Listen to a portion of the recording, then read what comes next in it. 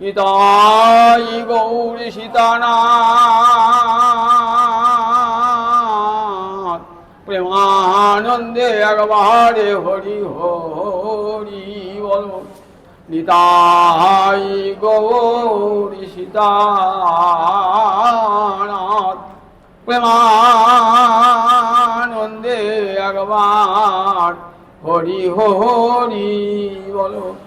নিতাই গৌরী সীতানাথ প্রেমানন্দে একবার হরি হরি বল। সমবেত ভক্তবৃন্দের চরণে আমার কোটি কোটি দণ্ডবৎ প্রণিপাত। আরাধিত যদিবা হরি তপসা তত কিম, নারাধিত যদিবা হরি তপসা তত কিম, অন্তর্বহি যদি হরি তপসা তত কিম, নান্তর্বহি হরিজ্যোতি তপসা তত কিম। আরাধিত যদিবা হরি তপসা তত কিম। আমি যদি গোবিন্দের উপাসনা করি তাহলে আমার আবার তপস্যার কি প্রয়োজন? নারাধিত যদিবা হরি তপসা তত কি। আর যদি হরি আরাধনা না করি তাহলে আমার তপস্যার কি প্রয়োজন? অন্তর্বহি যদি হরি তপসা তত কি। আমার অন্তরে বাইরে যদি শুধু হরি কথাকে মনন করে থাকি তাহলে আমার আর তপস্যায় কি প্রয়োজন? নান্তর্বহি হরি যদি তপসা তত কি। অন্তরেও হরি নাই, বাইরেও হরি নাই, তপস্যা করতে বসলাম, সে তপস্যায় কি ফল? শক্তি কোথায় আছে? নারদ পঞ্চরাত্রে, শ্রীমদ্ ভাগবতেরও পূর্বে, এত প্রাচীন গ্রন্থ। দেবর্ষি নারদের একটু পূর্ব জন্ম বৃত্তান্ত আপনাদের শোনাই। দেবর্ষি নারদ পূর্বজন্মে, পূর্বজন্মে নয়, পূর্বকল্পে, কল্প মানে ব্রহ্মার একদিনকে একটা কল্প বলে। কি করে ব্রহ্মার একটা দিন হয়? সত্য, ত্রেতা, দাপর, কলি, চারটি কি হলো? একটা চতুর্যুগ। এইরকম ৭১ বার চতুর্যুগ হলে একটা মন্বন্তর হয়, আর ১৪টা মন্বন্তর হলে ব্রহ্মার একটা দিন হয়। এই একটা দিনকে বলে একটা কল্প। এখন কি কল্প চলছে বলুন দেখি? সব দেখে বিবাহে যে কোনো মন্ত্রী বলতে সংকল্প বাক্য বলতে হয়, এই কল্পটার নাম বলতে হয়। এই কল্পটার নাম কি? সে তো বরাহ কল্প, সে তো বরাহ কল্প। তাহলে একটা কল্পে, আর তার পূর্ব কল্পে নারদ ছিলেন এক দাসী পুত্র।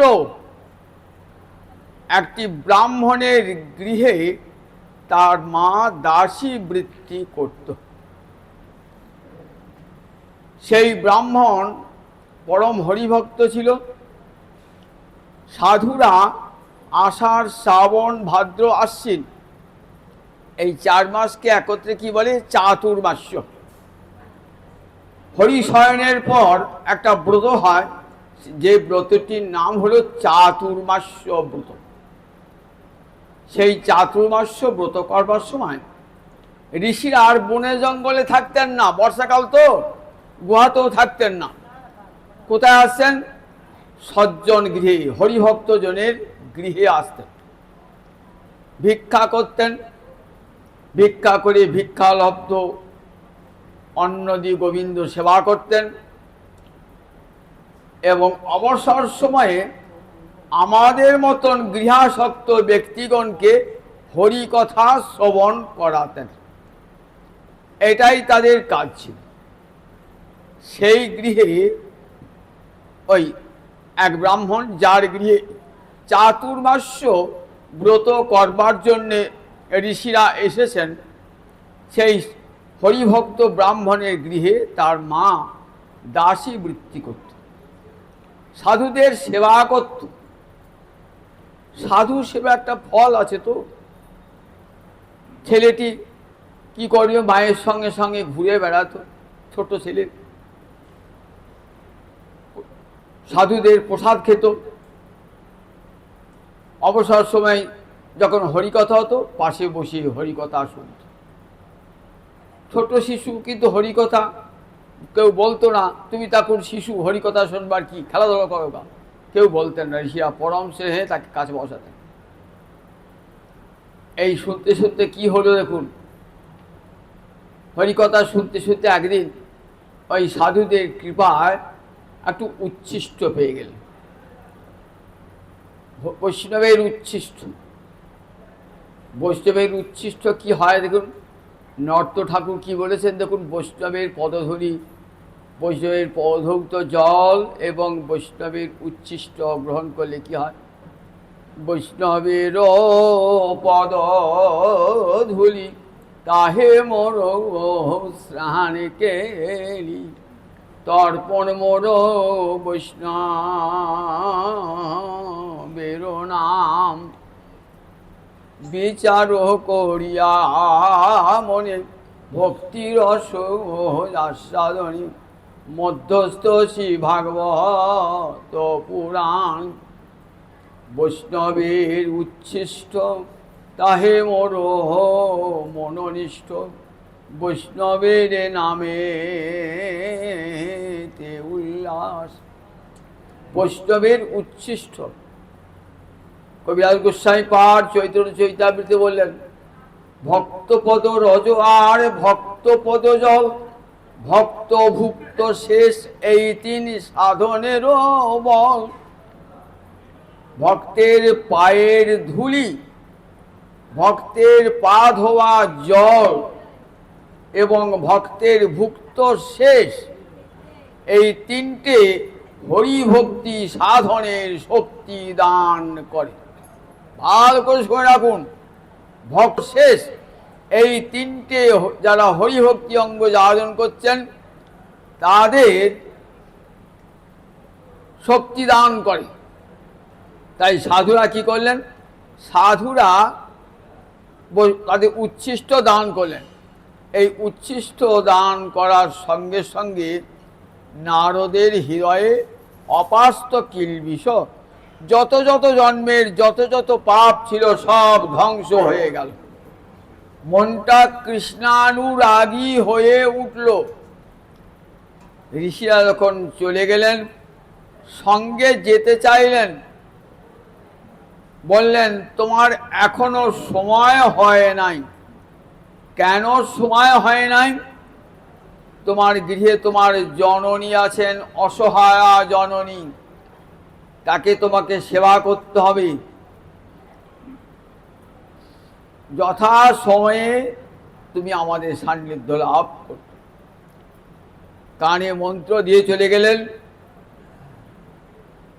মনে মনে ভাবছেন, কতদিন আমি হরিভক্তি যাজন করব নির্জনে গিয়ে, সাধুদের কাছে গিয়ে, কিন্তু সেই সুযোগ জীবনে তো আসছে না, সেই সুযোগ জীবনে আসছে না। একদিন একটু বড় হয়েছেন, হঠাৎ শুনলেন যে তার জননী সর্পদংশনে মৃত্যু হয়েছে। ভাবলেন, এ আমার গোবিন্দের পরম অনুগ্রহ, পরম করুণা। মায়ের ঊর্ধ্বদৈহিক ক্রিয়া সম্পন্ন করে নারদ ছুটে ছুটে বেড়াচ্ছেন, কোথা গেলে কৃষ্ণ পাবো, কোথা গেলে কৃষ্ণ পাবো। পাগল হয়ে ছুটে বেড়াচ্ছেন, বন থেকে বনান্তরে ছুটছেন, কোথাও কৃষ্ণ দর্শন হলো না। বনে বনে ঘুরে বেড়ালে কখনো বনমালীকে পাওয়া যায় নাকি? পাওয়া যায় না। দেখাচ্ছেন এই বনে বনে ঘুরে বেড়ানো মানে অনুসন্ধান করা। জ্ঞানীরা অনুসন্ধান করে বেড়ায়, অনুসন্ধানে কৃষ্ণ পাওয়া যায় না। ভজনে কৃষ্ণ পাওয়া যায়, অনুসন্ধানে কৃষ্ণ পাওয়া যায় না। ক্লান্ত হয়ে একটি নদীর জল পান করে বৃক্ষে বসেছেন, বৃক্ষতলে বসেছেন। সাধুদের দেওয়া সেই মন্ত্র জপ করছেন। জপ করতে করতে করতে করতে করতে আবিষ্ট চিত্ত হয়েছেন। তখন ভগবান শ্রীহরি তার দেখা দিলেন, একবার হৃদয়ের মাঝে দেখা দিলেন, কিছুক্ষণের জন্য দেখা দিলেন। দেখা দিয়েই আবার অন্তর্হিত হয়ে গেলেন। তখন সেই রূপ দর্শন করে যখন আর চক্ষু মুদ্রিত করে সেই ভগবান শ্রীহরি রূপ হৃদয়ের মন্দিরে দেখতে পাচ্ছেন না, তখন নারদ কাঁদছেন, একবার দেখা দাও, দেখা দাও, ওহে কোমল লোচন হরি, একবার হৃদয়ে মাঝে দেখা দাও, দেখা দাও, তোমার ভুবন মোহনের বেরোয়ে দেখা দাও, দেখা দাও। কাঁদছেন নারদ। একটা অশরীরী বাণী শুনতে পেলেন, নারদ, এ জন্মে তুমি আমার আর দর্শন পাবে না। সাধন ভজন করতে করতে সিদ্ধিলাভের প্রাক্কালে আমি একবার সাধুকে দর্শন দিই, দর্শন দিয়ে আমি লুকিয়ে পড়ি। কেন জানো? আমার দর্শন না পেয়ে সাধুদের অন্তরটা কেমন হয়? 1 কোটি টাকার লটারি পেলেন, চোরে চুরি করে নিয়ে গেল, তারপর আমরা অবস্থাটি কেমন হয় বলুন দেখি? ঠিক সেই রকম অবস্থাটি সাধকের হয়, যে ভগবানকে দেখলাম সেই ভগবান কোথায় গেল, কোথায় গেল, কোথায় গেল? প্রাপ্ত ধন বিনষ্ট হয়ে গেল বলে কাল থেকে যখন এই রকম আকুলতা, এই রকম আগ্রহ দেখা দেবে, তখনই ভগবানের কৃপাবাড়ি বর্ষিত হবে। শুধু ভজন থাকলে হবে না, উৎকণ্ঠা থাকা চাই। উৎকণ্ঠা, উৎকণ্ঠা না থাকলে কখনো ভগবত দর্শন হয় না। মৎকাম সনকই সাধু বলে, আমাকে একবার দেখার পর সাধুর অন্তর হয় কেমন না, আমাকে দেখবার জন্যে অন্তর আকুল হয়ে ওঠে। এই অন্তরে উৎকণ্ঠা, উৎকণ্ঠার ফলে কি হয়? সমস্ত কামনা বাসনা চিরকালের জন্যে ধ্বংস হয়ে যায়। তখন আমি আমার ভক্তকে নিজের কাছে নিয়ে যাই। সব কামনা বাসনা ধ্বংস হয়ে গেল। দেবর্ষি নারদ এলেন ব্রহ্মার পুত্র হয়ে, দেবর্ষি নারদ। সেই দেবর্ষি নারদ এই শ্লোকটি বলেছেন, আরাধিত যদি বা হরি তপসা তত কিম, নারাধিত যদি বা হরি তপসা তত কিম, অন্তর্বহি যদি হরি তপসা তত কিম, নান্তর্বহি হরি জ্যোতি তপসা তত কিম। আমি যদি কৃষ্ণ উপাসনা না করি, আমার তপস্যায় কোনো ফল হবে না। আর যদি হরি আরাধনা না করি, তাহলে আমার তপস্যায় কি লাভ? হিরণ্যকশিপু এর তপস্যা করেছিল, করে নাই? হিরণ্যকশিপু তপস্যা করে নাই? হিরণ্যকশিপু তপস্যা করেছে, রাবণ তপস্যা করেছিলেন। তপস্যার কি ফল হয়েছিল? কোনো ফল হয়েছিল? কারণ হরি আরাধনা ছিল না, তাই তপস্যায় ফল হয় না। দেহটা জীর্ণ শীর্ণ হয়ে গেল। হিরণ্যকশিপু রক্ষা পেল? রক্ষা পেল না। তাই তপস্যা করলাম কিন্তু হরি আরাধনা নাই বলে কোনো ফল লাভ হবে না বললেন। আর অন্তরে বাহিরে হরি নাই, তপস্যা করে কি হবে? আর আমার অন্তরে বাহিরে যদি হরি থাকে, তপস্যার কোনো প্রয়োজন নাই। দেখাচ্ছেন তপস্যা নয়, ভগবানকে পাওয়া যায় ভক্তিতে। ভক্তালভ্যস্তরণ্যয়া, দুটি শাস্ত্র গীতা এবং ভাগবত পড়লেই দেখতে পাবেন, ছত্রে ছত্রে ভগবান নিজ মুখে বলেছেন, একমাত্র ভক্তির দ্বারাই আমি লভ্য হই, জ্ঞানে নয়, কর্মে নয়, তপস্যায় নয়, বেদ পাঠে নয়, একমাত্র ভক্তিতে। আমি লভ্য হই। ভক্তালভ্যস্তনয়া প্রহ্লাদ বলছেন, প্রিয়তে অমলয়া ভক্তা হরিরন্যদ বিড়ম্বনম। ভগবান শ্রীহরিকে যদি তুষ্ট করতে হয়, জ্ঞান নয়, কর্ম নয়, যোগ নয়, তপস্যা নয়, বেদ পাঠ নয়, একমাত্র অমলা ভক্তি। ভক্তি মানে শব্দটি কোথা থেকে এসেছে? সংস্কৃতে ভজ ধাতু 3 প্রত্যয় করে ভক্তি। ভজ ধাতু অর্থ সেবা করা, অন্তরে ভগবত সেবার লালসা থাকা চাই। ভগবত সেবার লালসা, এটারই নাম তো ভক্তি। আমাদের ঘরে ঘরে সবারই ঠাকুর আছে, গোপাল আছে। ভক্তিটা কতদূর পর্যন্ত? ওই বাতাসা পর্যন্ত ভক্তিটা, অর্থাৎ আর বেশি না। ওই বাতাসায় শেষ, ভক্তি শেষ হয়ে গেল, বাতাসায় ভক্তি শেষ। আমার সব কর্তব্য শেষ হয়ে গেল, সকাল বিকাল 2টি করে বাতাসা দিয়ে দেবো, বাস আমার হরিসেবা হয়ে গেল। দেখেছেন তো? তাহলে আমাদের কোনোদিন গোপালের কৃপা হবে? কোনোদিন হবে? কোনোদিন হবে না, কোটি কোটি জন্মেতেও হবে না। ভগবানের বেলায় আহার জুটছে বাতাসা, আর নিজের বেলায় কত ভালো মন্দ আনছি।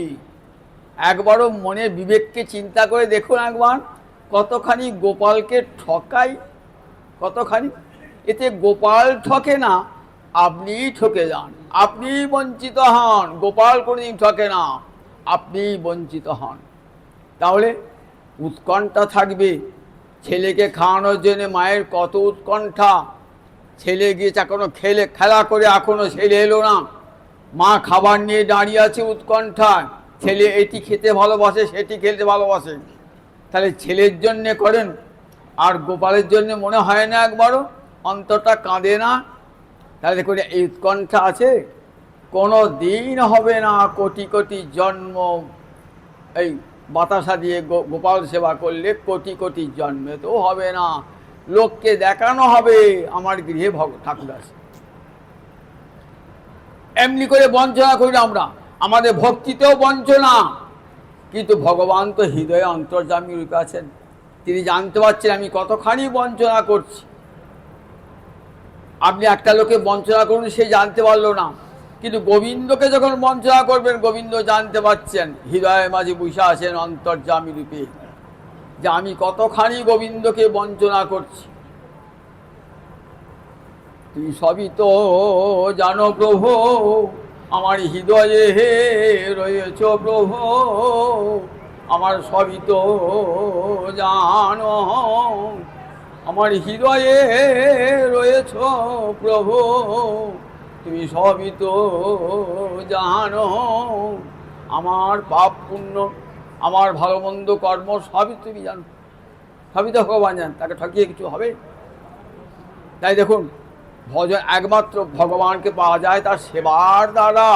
ভজ ধাতু মানে সেবা, ভগবানকে ভালোবেসে সেবা। বললেন এই ভক্তিতেই ভগবানকে পাওয়া যায়, তপস্যায় নয়। তাই তপস্যা বড় না, ভক্তি বড়? ভাগবত দেখেছেন, তপস্যা বড় নয়, ভজনটাই বড়। শ্রীমদ্ ভাগবতে 9ম স্কন্ধে একটা উপাখ্যান আছে, আমি দেখতে পাই। সেখানে দেখি মহারাজ অম্বরীশ, নভগের পুত্র নাভাগ, নাভাগের পুত্র মহারাজ অম্বরীশ। কেমন পবিত্র রক্ত ধমনীতে ধমনীতে প্রবাহিত হচ্ছে, দেখো বংশ পরম্পরায়।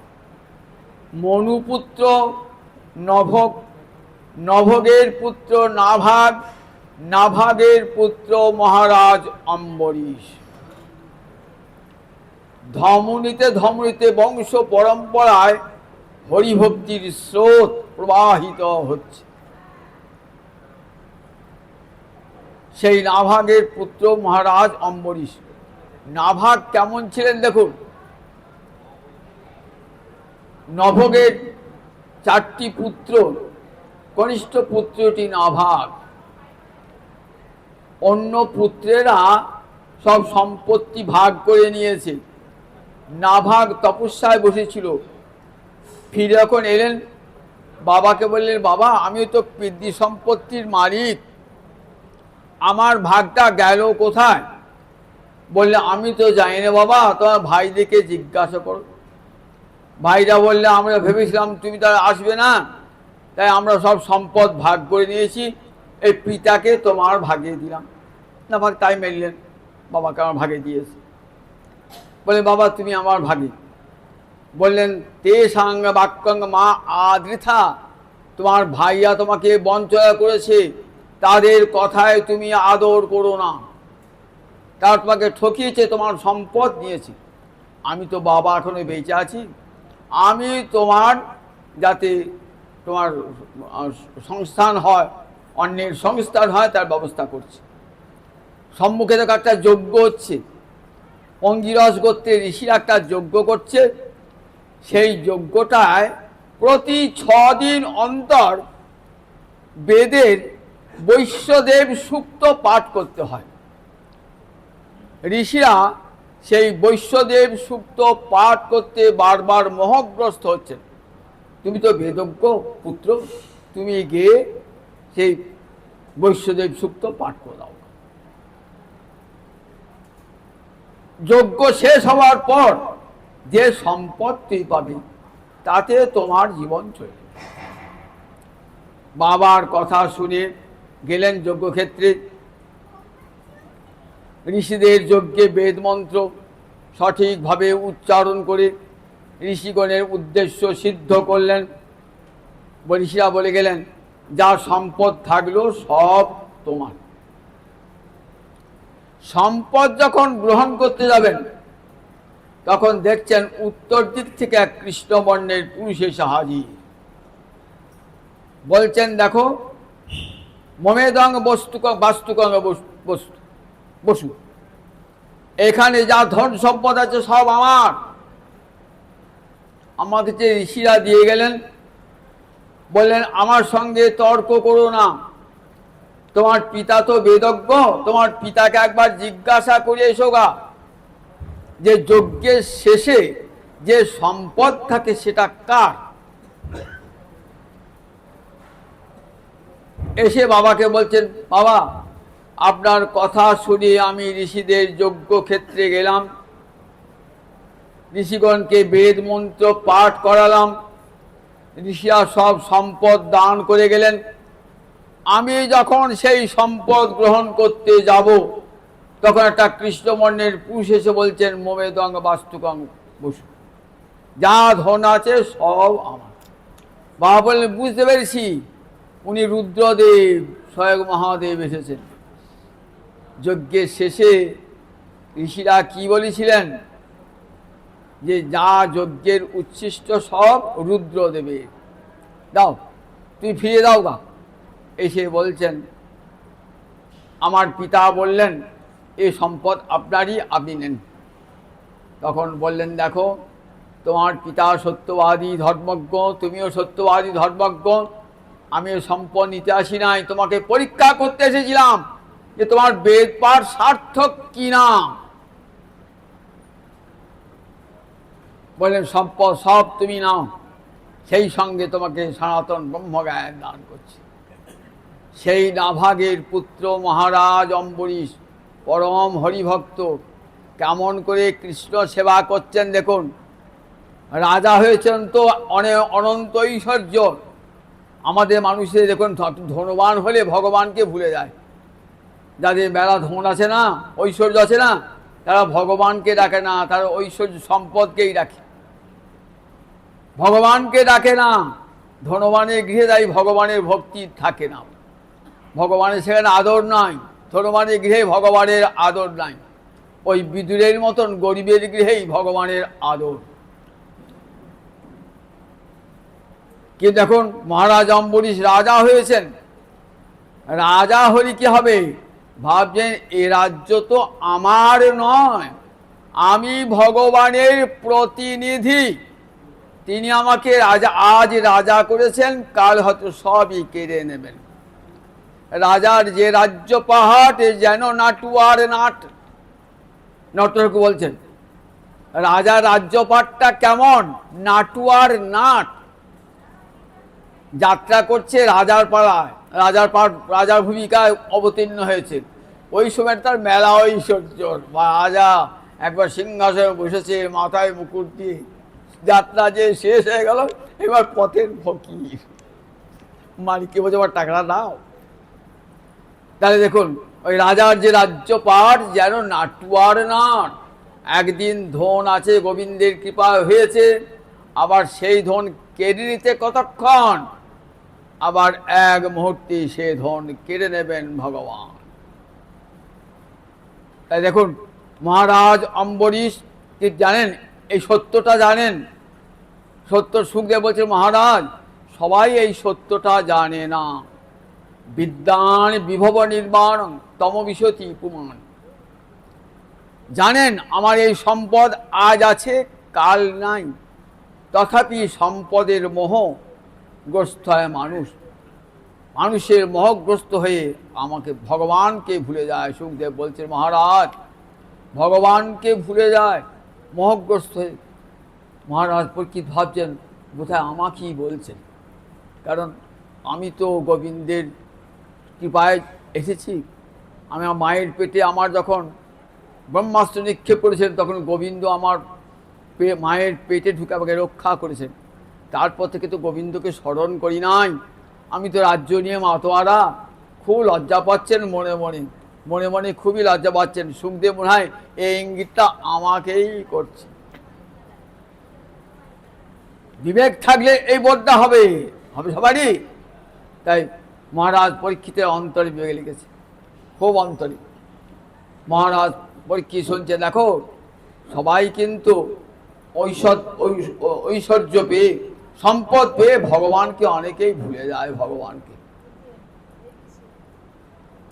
ভগবানকে ভুলে যায় ঐশ্বর্য পেয়ে। কিন্তু মহারাজ অম্বরীশ এমনই একটি, যার জন্ম এমনই না, এমন ভগবানকে ভুলে যাওয়ার পাত্র তিনি নন।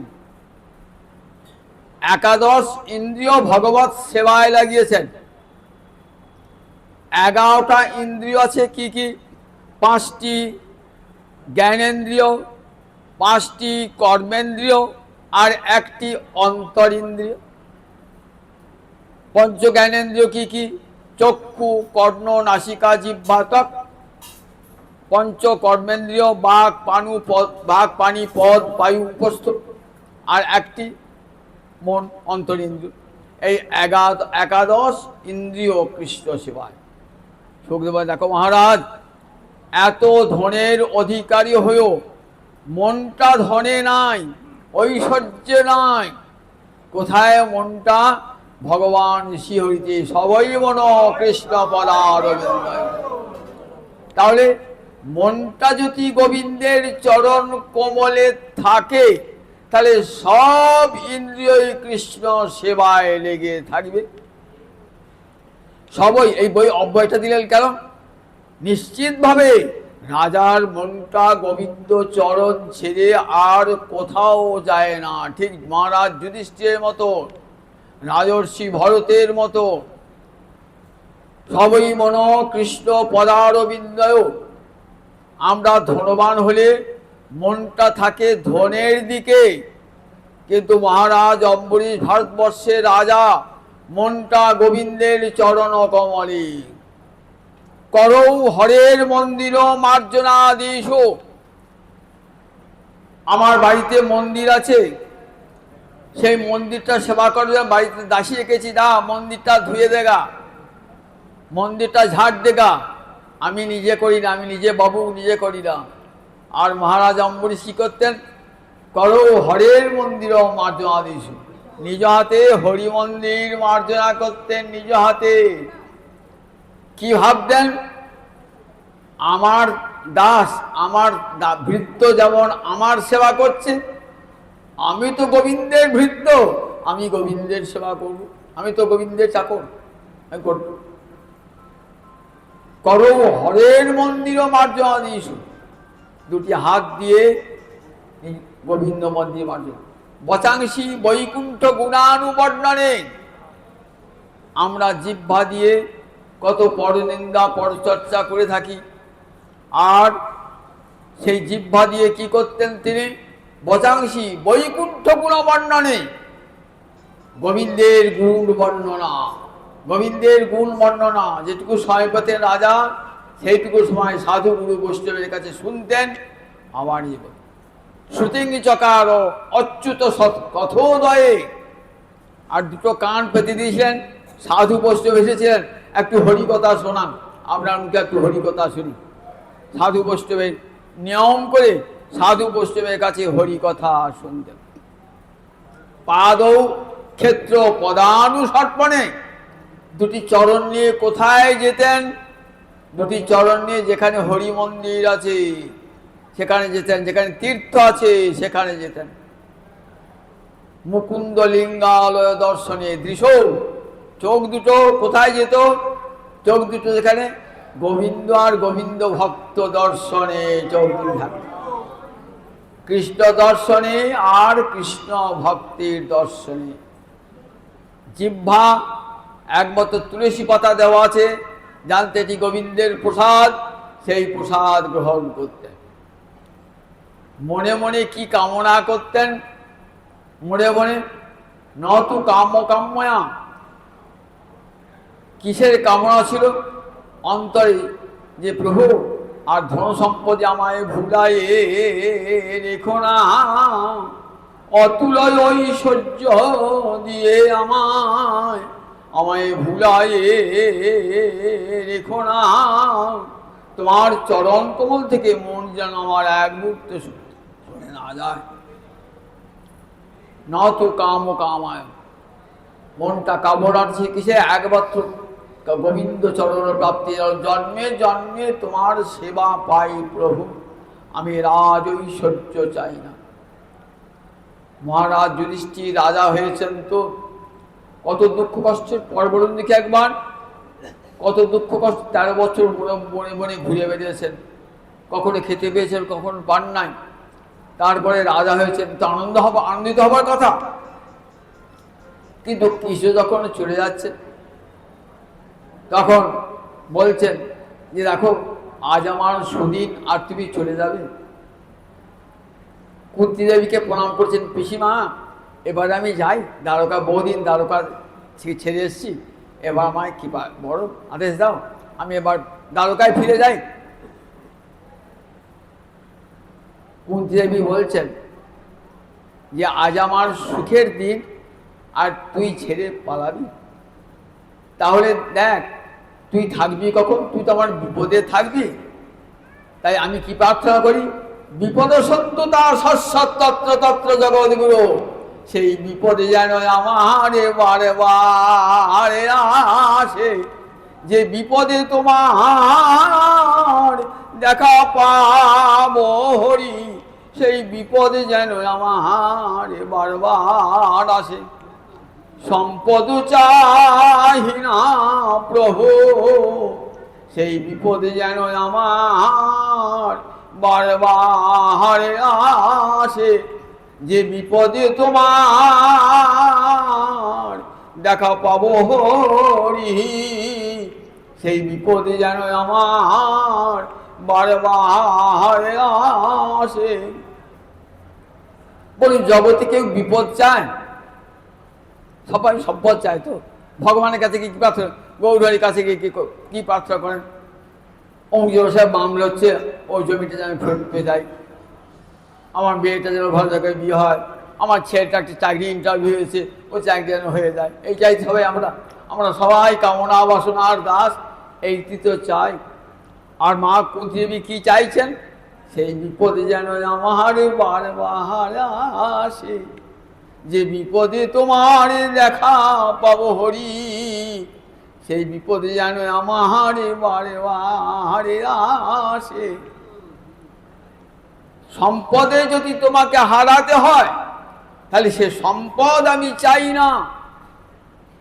বিপদে যদি তোমার দেখা মেলে তাহলে সেই বিপদ আমার বারবার আসুক, তাহলে বিপদ ভঞ্জন তোমাকে পাবো আমি। একথা ভক্ত ছাড়া কেউ বলতে পারে? তাই কুন্তীর মহিষী রমণী পঞ্চকন্যা শরণ্যেত্যং মহাপাতক নাশনং অহল্যা দ্রৌপদী তারা কুন্তী মন্দোদরী যথা। নারীগণের মাথায় শীর্ষে এই পঞ্চকন্যা, জগতের সমস্ত নারীর শীর্ষে। সকালে উঠে নাম করলে দিনটা ভালো যাবে বলে ঋষিরা বলেছেন, সকালে উঠে বিছানায় বসে বসে এই পঞ্চকন্যাকে স্মরণ করবে। পঞ্চকন্যা স্মরণনিত্যম মহাপাতক নাশনম, সব পাতক নাশ হয়ে যাবে। অহল্যা দ্রৌপদী তারা কুন্তী মন্দোদরী তথা। দেখুন কেন মহিষী কৃষ্ণ ভক্তিতে এরা অনেক উঁচুতে। মহিষী মহিলা জগৎকে কত শিক্ষা দান করেছেন, জগৎকে কত শিক্ষা দান করেছেন। তাই বিপদ চান, সম্পদ চান না।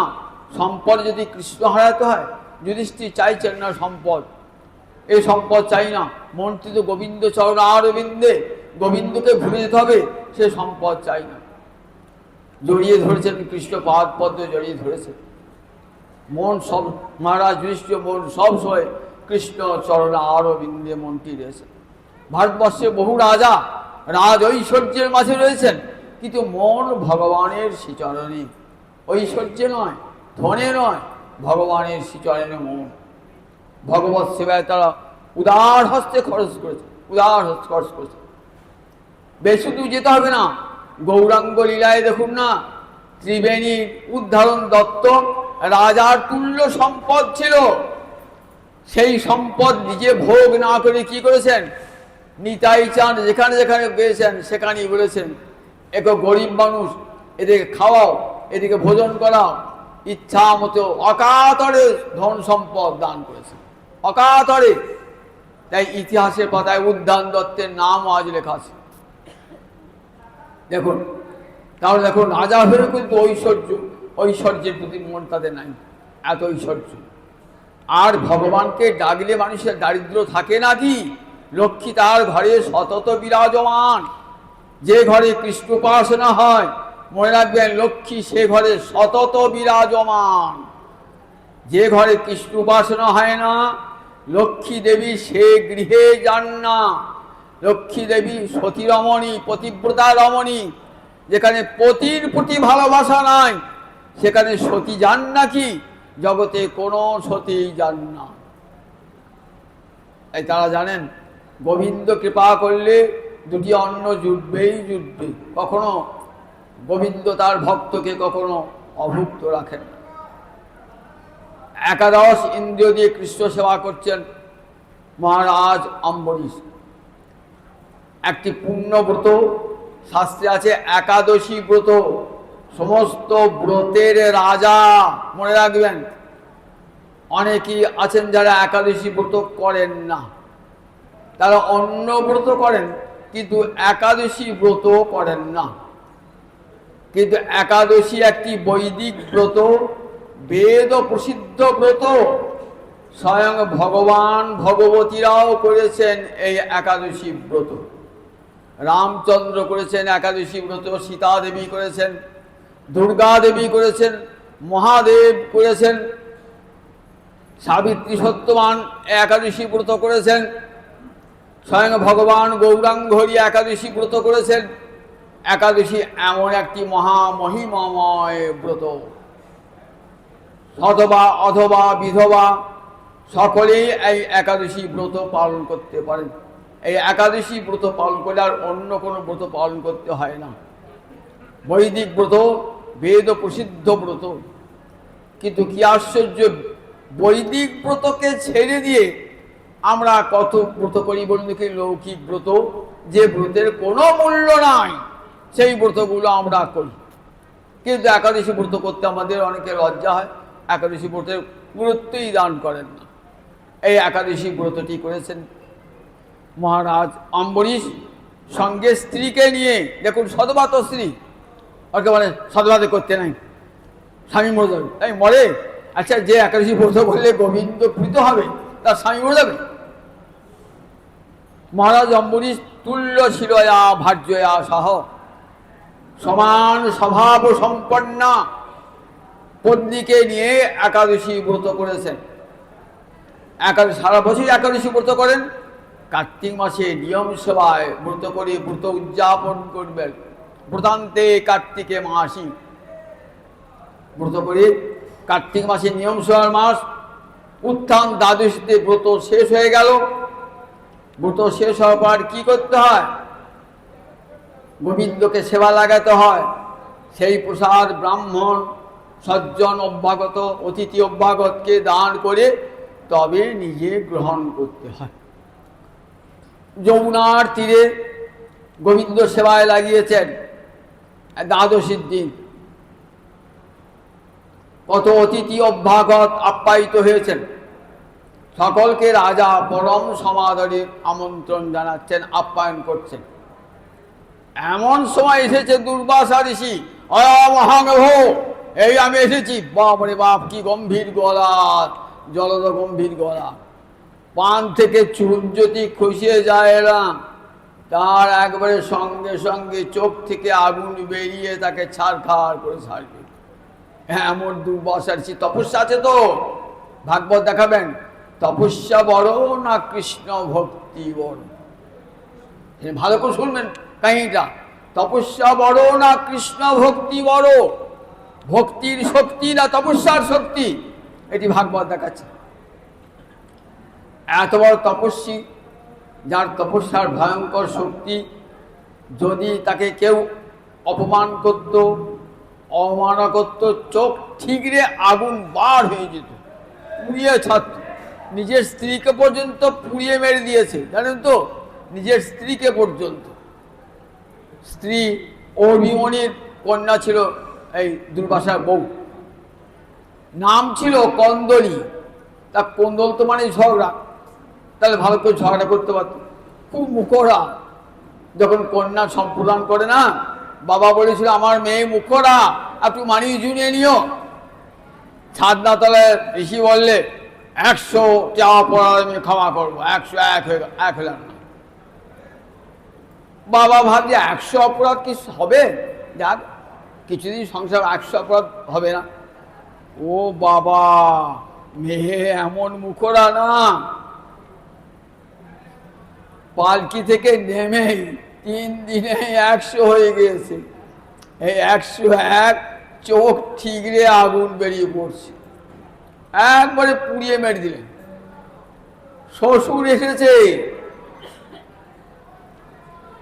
অভিমনি এসছে, আমার মেয়েকে পুড়িয়ে মেরে দিলে কেন?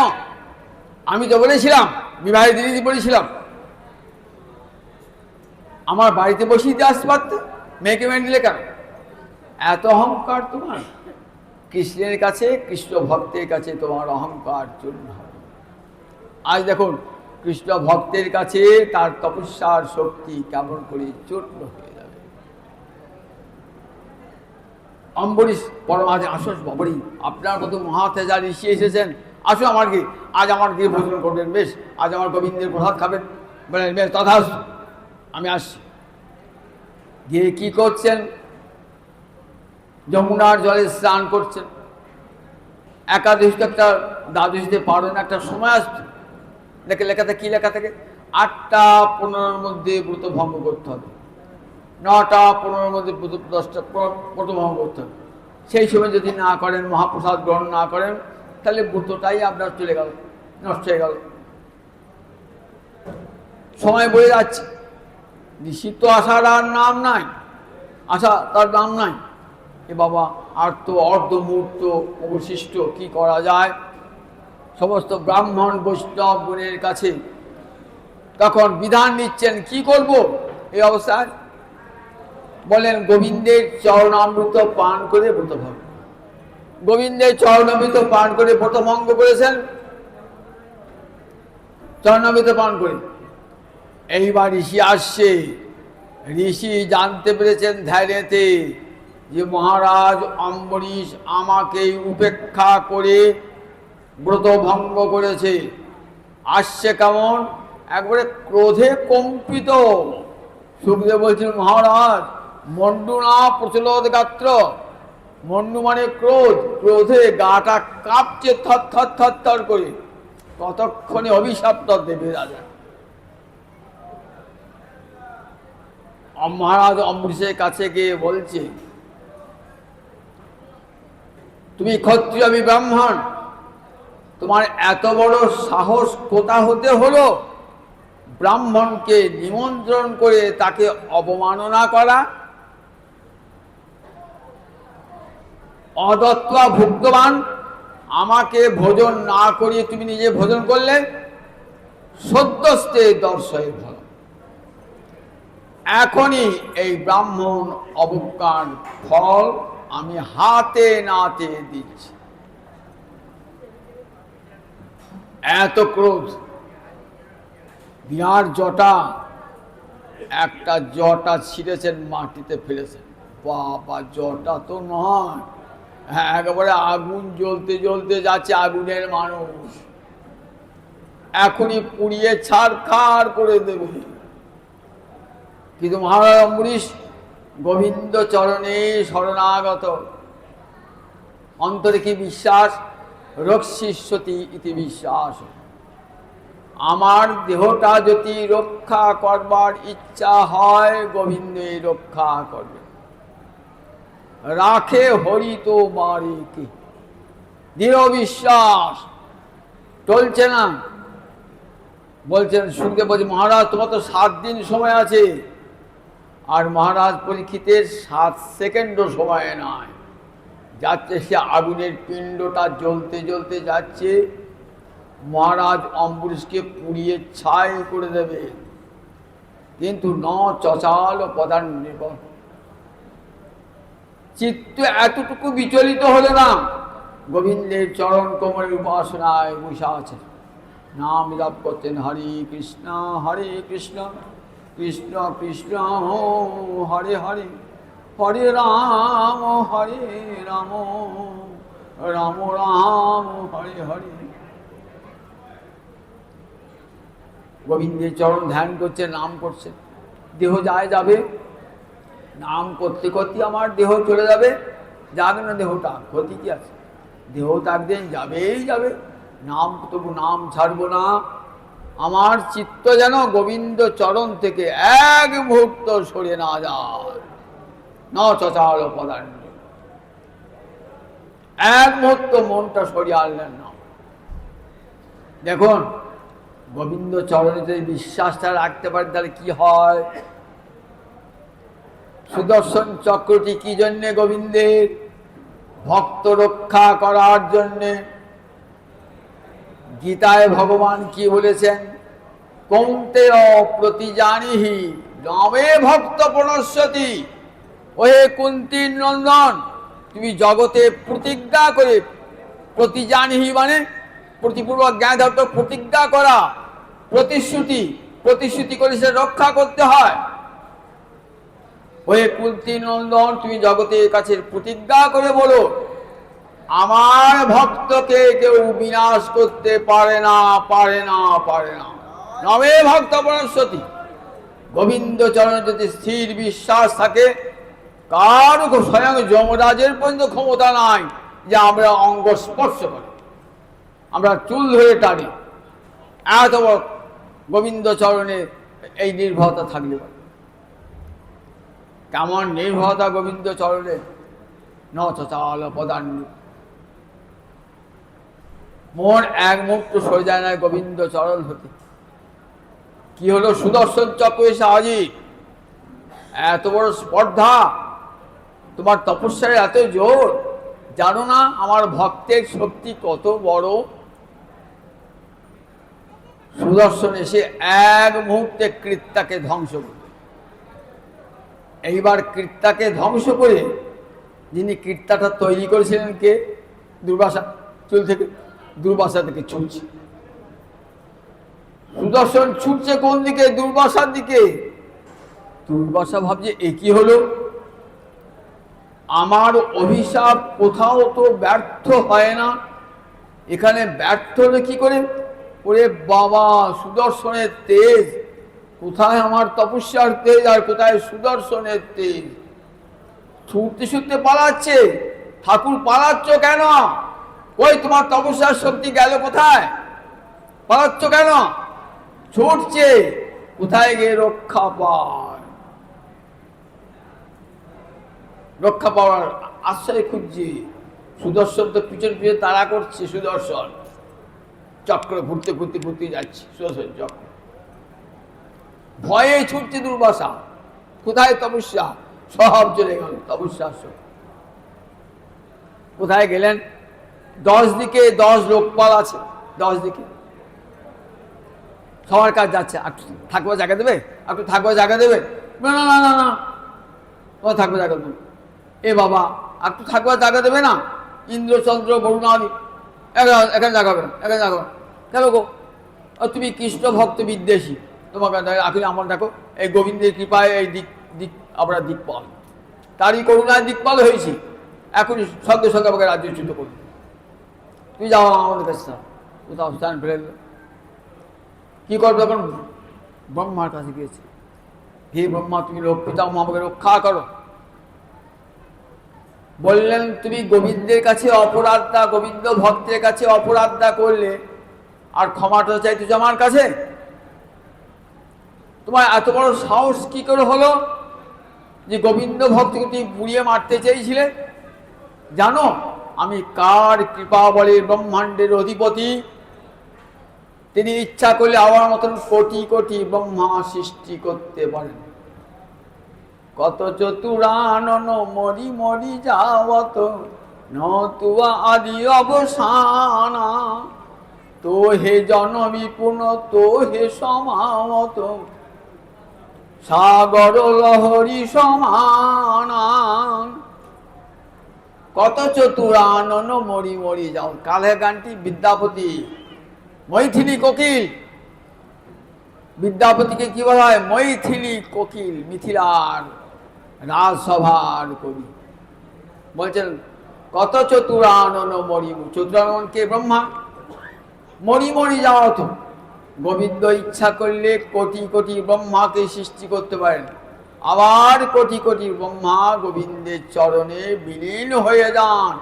সাগর লহরী সমানা, সাগর থেকে ঢেউ উঠছে, আবার সাগরেই বিলীন হয়ে যাচ্ছে। ব্রহ্মা তার থেকে উৎপত্তি, আবার গোবিন্দ চরণে বিলীন হয়ে যাচ্ছে। কত ব্রহ্মা কত ইন্দ্র ভগবান সৃষ্টি করতে পারেন, আর তুমি সেই গোবিন্দ ভক্তের কাছে অপরাধ করে আমার কাছে ক্ষমা চাইতে এসো? আমি স্থান দিতে পারবো না, তুমি চলে যাও। মহাদেবের কাছে গেলে এইবার মহাদেব তো ঠান্ডা লোক, ধীর স্থির লোক, আর পরম করুণাময়, একটা বেলপাতা দিলি তো ঠাকুরটা সন্তোষ হয়ে যায়। একবার যাই দেখি, শিবের কাছে একবার যাই। মহাদেবের কাছে গিয়েছেন, মহাদেব বলছে এই কি ব্যাপার? মহাদেব কোথা কৈলাসে। মহাদেব বলে এসেছো তুমি? তুমি এত বড় খারাপ কাজ করেছো, কৃষ্ণ ভক্তের কাছে অপরাধ করেছো। দেখো আমার এই কৈলাসে সবাই কৃষ্ণ ভক্ত, আমি নিজেও কৃষ্ণ ভক্ত। পঞ্চমুখে রাম নাম জপেন ত্রিপুরারি, রাম তো বিষ্ণুর নাম। পঞ্চমুখে রাম নাম জপেন ত্রিপুরারি, এক মুখে হরিনাম করে আমার আনন্দ হয় না, তাই 5টা মুখ, 5টা মুখে আমি সব সময় রাম নাম করছি। তুমি সেইখানে অপরাধ করেছো, আমি তোমাকে রক্ষা করতে পারবো না। তবে আমি তো একটা মঙ্গলের উপদেশ দান করছি, যাও তুমি বৈকুণ্ঠে যাও, গোবিন্দ করুণাময়, গোবিন্দের কাছে খবর। এইবার সরাসরি বৈকুণ্ঠে চলে গিয়েছেন, মহাদেবের করুণায় বৈকুণ্ঠে গিয়েছেন। বৈকুণ্ঠে যাওয়ার ক্ষমতা হয়, মহাদেব করুণা করছেন। গিয়ে বলছেন যে হে গোবিন্দ, আমাকে রক্ষা কর, রক্ষা কর। আমি তোমার ভক্তের মহিমা জানতাম না, না জেনে অপরাধ করেছি, আমাকে রক্ষা কর। কৃষ্ণ বলছেন দেখো, তোমাকে ব্রহ্মা রক্ষা করতে পারেন নাই, কারণ ব্রহ্মা আমার অধীন। শিব রক্ষা করতে পারে নাই, শিব আমার অধীন। 10 দিকপাল রক্ষা করতে পারেন নাই, তারা আমার অধীন। আমি অধীন, আমি পরাধীন। এ বাবা, তুমি আবার কার পরাধীন? শুনবে আমি কার পরাধীন? অহং ভক্ত পরাধীন স্বতন্ত্র, আমি আমার ভক্তের প্রেমে অধীন। ভক্ত যা বলবে আমি তাই করি। আমিও স্বাধীন ভগবান নয়, আমার ভক্ত যা বলবে আমি তাই করি। তুমি আমার ভক্তের কাছে অপরাধ করেছো আর আমার কাছে ক্ষমা চাইতে এসছো। রামের কাছে অপরাধ করে শ্যামের কাছে ক্ষমা? হ্যাঁ হয়। যার কাছে অপরাধ তার কাছেই ক্ষমা করতে হবে।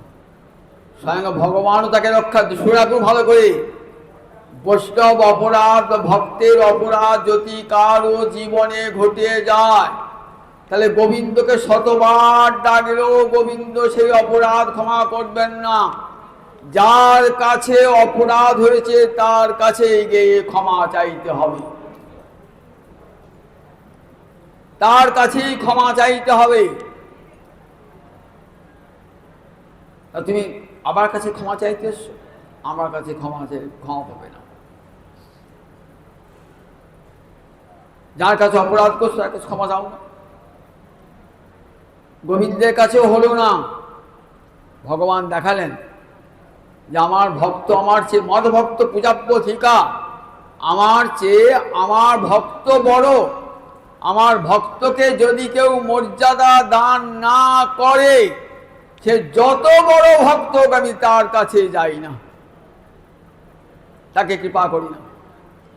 যাও আমার ভক্তকে আগে ভক্তের কাছে ক্ষমা চেয়ে নাও।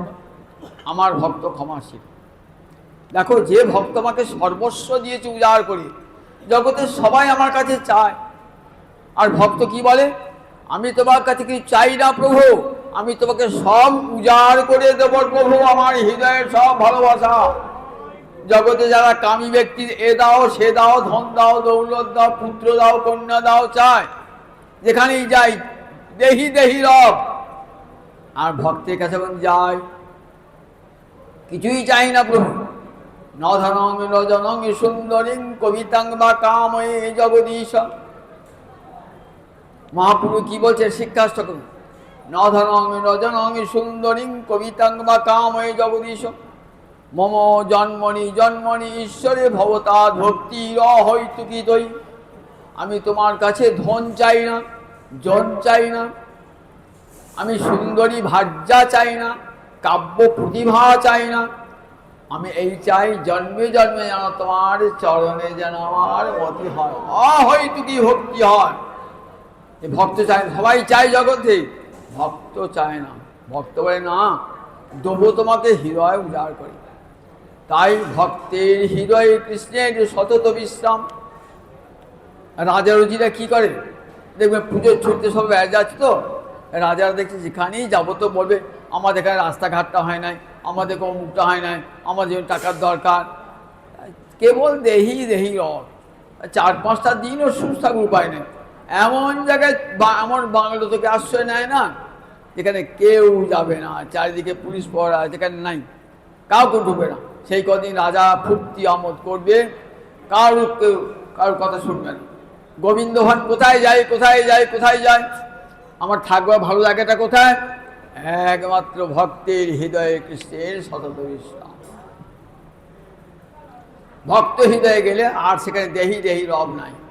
ভক্ত তার হৃদয়ের সব ভালোবাসা আমাকে দিয়ে দেবে। তা দেখো, সেই ভক্তে তুমি অপরাধ করছো ভক্তি কাজ। মহারাজ অম্বরী দেখুন কোনো অপরাধ করেন নাই, কিন্তু ভাবছেন আমি অপরাধ করছি। কোনো অপরাধ করেন নাই, সব সতত হাতটি জোর গীতাঞ্জলি পুঁথে। আহা, ব্রাহ্মণ না খেয়ে গেল, যতক্ষণ আসে আমিও জল স্পর্শ করবো না, সবাইকে খাই দিয়েছেন, নিজে খান। 1 বছর ঘুরছে, এখানে সেখানে ঘুরে ঘুরে বেড়াচ্ছে, 1 বছর ঘুরে ঘুরে বেড়াচ্ছে। মহারাজ অম্বরীশ 1 বছর উপবাসী, 1 বছর উপবাসী মহারাজ অম্বরীশ। তাহলে গোবিন্দের কাছে হলো না, এবার কোথায় যাই? সুদর্শন তো তাড়া করছে, কোথায় গেলে সুদর্শন শান্ত হবে? তখন এসে মহারাজ অম্বরীশের চরণে পড়েছে। মহারাজ অম্বরীশ পাদস্পর্শ বিরাজিত।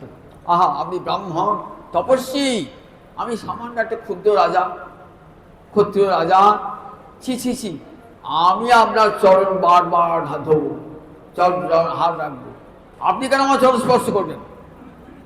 বললেন না, অহো অনন্ত দাসানাং মহত্তম দৃষ্টমুদ্যমী। সুদর্শনকে থামাও। গোবিন্দ আমাকে সুদর্শন থামাতে পারলো না। সুদর্শন থামাতে এ তো গোবিন্দ পারতেন, আমাকে সুদর্শন বলে, হ্যাঁ তুমি সুদর্শন কাছে প্রার্থনা জানো। তখন সুদর্শনকে, হে সুদর্শন, আমার প্রতি গোবিন্দের যদি বিন্দুমাত্র করুণা থাকে তাহলে দ্বিজ ভবতু বিজড়, এই ব্রাহ্মণ সন্তাপমুক্ত হোক। সঙ্গে সঙ্গে সঙ্গে সঙ্গে তখন বলছে, আহো অনন্ত দাসানাং মহত্তম দৃষ্টমুদ্যমী। কৃতাগসমি যদ্রাজন মঙ্গলানি সমীয়সে। আমি তোমাকে মারতে চেয়েছিলাম আর তুমি আমাকে বাঁচালে। ভক্তের স্বভাবে দেখুন, আপনি ভক্তকে মারতে যাবেন তো, আর ভক্ত আপনাকে বাঁচাবে। কত বড় দান বলতে দেখি ভক্তে। আচ্ছা, তখন বললেন, আমি না না না, কত প্রশংসা করছেন। ভক্ত কান দিয়ে প্রশংসা শোনে না, প্রশংসা শুনলে পতন হয়ে যায়। তাই কোনো ভক্ত জগতে আপন প্রশংসা শুনতে চান না, কোনো বৈষ্ণব জগতে প্রতিষ্ঠা প্রশংসা শুনতে চান না। কি করলেন? প্রশংসা শুনলেন না, বলে আপনি যদি আমার গৃহে ভোজন করেন তবেই আমি তুষ্ট হব। বললেন, তোমার গৃহে পবিত্র অন্ন কৃষ্ণের প্রসাদ আমাকে দাও। সেই প্রসাদ গ্রহণ করলেন, পরম আদরের প্রসাদ গ্রহণ দিলেন, প্রসাদ গ্রহণ করলেন। প্রসাদ গ্রহণ করে মহারাজ অম্বরীশকে পরিক্রমা করলেন। পরিক্রমা করে বললেন যে, দেখো আমি এই আশীর্বাদ করে যাচ্ছি, দেখো জগতে যদি কেউ কৃষ্ণ ভক্তি লাভ করতে চায় তাহলে তোমার এই উপাখ্যান কান পেতে বসে বসে শুনবে, তারা হরিভক্তি অনায়াসে লাভ। মনে মনে ভাবছেন, আমি তো কৃষ্ণকে এত ভালোবাসি না, কিন্তু গোবিন্দ আমাকে এত ভালোবাসেন। মনে মনে রাজ ভাবছেন, চলো আর আজ ঐশ্বর্যের কাজ নাই। রানীকে বললেন, চলো, ছেলে বড় হয়েছে, ছেলের হাতে সব ভার দিয়ে এবার নির্জন বসে সংসার বাসনা থেকে মুক্ত হয়ে সমস্ত মনটা গোবিন্দ চরণে দিয়ে দেবো, চলো। এই বলে চলে গেলেন নির্জন অরণ্যে বসে স্বামী স্ত্রী নয়ন জলে মুখ বাসি, হা কৃষ্ণ দেখা দাও, দেখা দাও, কমল লোচন হরি দেখা দাও, দেখা দাও, নয়নে জলে মুখ ভেসে যায়, বলে দেখা দাও, দেখা দাও। এবার গোবিন্দ এলেন ইন্দ্রের রূপ ধারণ করে, বলছেন, দেখো আমার এক হাতে বজ্র আছে আর এক হাতে ঐশ্বর্য আছে, আমি স্বর্গের দেবরাজ ইন্দ্র, কোনটা চাই তোমার? বলে, আমার ঐশ্বর্য চাই না, আমি তো ঐশ্বর্যের মধ্যেই ছিলাম। তাহলে ঐশ্বর্য যখন নেবে না, তখন আমার দ্বিতীয় দেবার জিনিস ছিল বজ্র, তাহলে বুক পাতো, আমি বজ্র নিক্ষেপ করি। বলে, হ্যাঁ তাই হোক, তাই হোক, কৃষ্ণ ভক্তিহীন জীবন ধ্বংস হয়ে যাক। এত ভক্তি তো ভাবছে না আমি কৃষ্ণ ভজন করতে পারি না। বুকটা পেতে দিয়েছেন। ক্ষণকাল গুঞ্জনে গোবিন্দে চরণ, প্রভু আমার জীবনটা তো চলেই যাচ্ছে, প্রভু একবার দেখা দাও, তোমার ওই শ্রীচরণের ছায়া যেন একবার দেখতে পাই, ওই চরণ কোমল ধ্যান করতে করতে যেন আমি মৃত্যু পথের যাত্রী হই। চোখটা বুঝাচ্ছেন কিন্তু বজ্রপাত হচ্ছে না। কিছুক্ষণ পরে দেখি অট্টহাস্য করেছেন ইন্দ্র, আমি ইন্দ্র নই, আমি স্বয়ং গোবিন্দ তোমাকে পরীক্ষা করতে এসেছিলাম, তোমার এই ভজনটা ঠিকঠাক কিনা। যাও তুমি স্বধামে গমন, তোমার ভজন সিদ্ধি লাভ হয়ে তুমি আমার কাছে চলে যাবে, আর স্বর্গের দেবতারা পর্যন্ত তোমার এই মহিমা কীর্তন করবে, মহিমা কীর্তন করবে। এই হরিভক্তি আমার মহাপ্রভুর করুণার দান। জগৎজীবকে বলেছিলেন, দেখো জগতের জীব, তোমাদের তো কোনো সাধন ভজন নাই, তোমরা কৃষ্ণ ভজন করো, তপস্যা করতে পারবে না, যাগ যজ্ঞ করতে পারবে না, কোনোটাই তোমাদের হবে না। কারণ কলিকালে যুগধর্মই হলো একমাত্র হরিনাম সংকীর্তন। হরে কৃষ্ণ কৃষ্ণ কৃষ্ণ হরে হরে, হরে রাম রাম রাম হরে হরে। এই যুগধর্ম পালন করো তোমরা সবাই। হাতে তালি দিয়ে ঘরে বসে হরে কৃষ্ণ কৃষ্ণ কৃষ্ণ হরে হরে, হরে রাম রাম রাম। এটি সিদ্ধি, এটি সাধ্য বস্তু লাভ হবে। মনটা গোবিন্দ চরণে রেখে দাও আর ঘরে বসে হরি ভজন করো নাম। আর সাধু সঙ্গে সাধু মুখে হরি কথা শোনো, শুনতে শুনতে কৃষ্ণ ভক্তি লাভ হয়ে যাবে। আর মানব জীবনটা সার্থক ধন্য হয়ে যাবে। এমন জীবন আর পাবে না। গোবিন্দের করুণার দান এই মানব জীবন। একবার চলে গেলে আবার হবে কিনা জানি না। কাজে এই জীবন থাকতে থাকতে, যতদিন প্রাণবায়ুটা থাকে, যতদিন নিঃশ্বাস বন্ধ না হচ্ছে, ততদিন যেন শ্রীহরির নাম করতে পারি, তার কথা বলে বেড়াতে চাই। তাই